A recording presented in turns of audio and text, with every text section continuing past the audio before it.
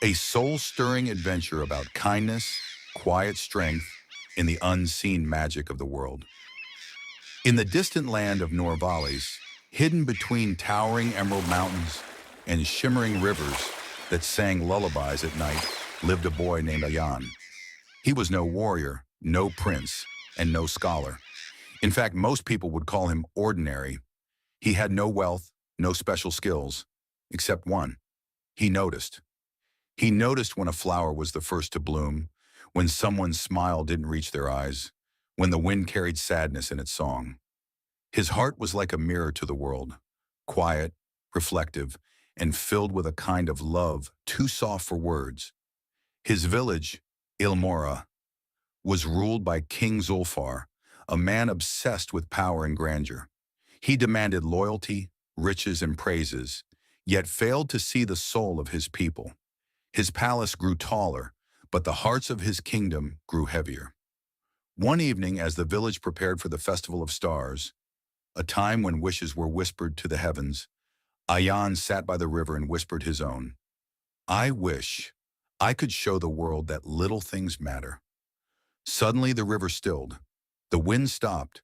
A silver feather floated down and landed in his palm.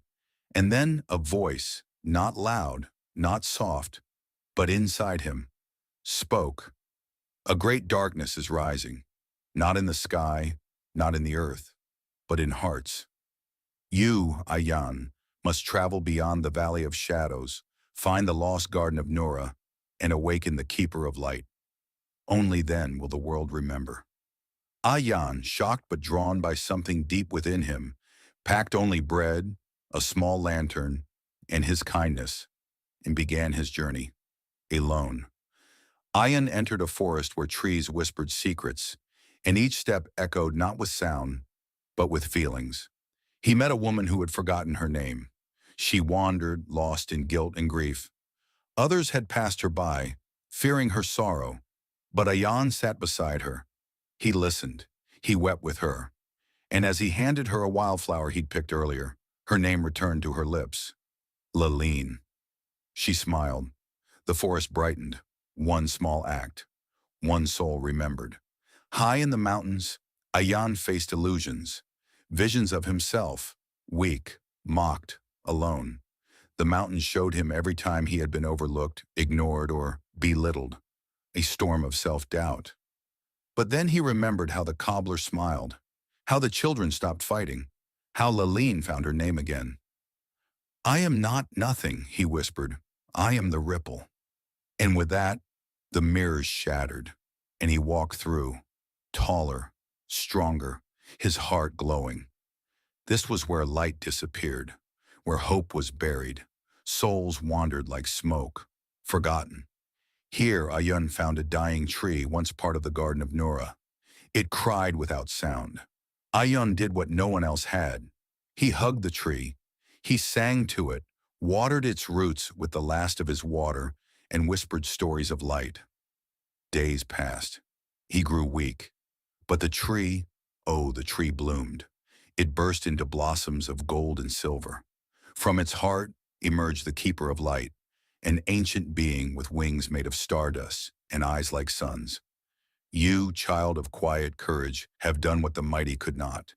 You reminded the world that light does not return in thunder, but in kindness.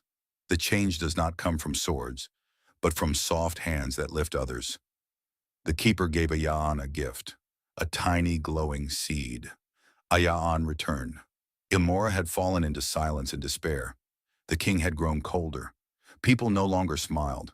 Ayaan climbed the palace steps, stood before the throne, and placed the seed on the ground. It glowed. Flowers spread. Light poured through cracks in the walls. The people gathered. They remembered. The old began to hum songs of youth. Children held hands again. Strangers embraced.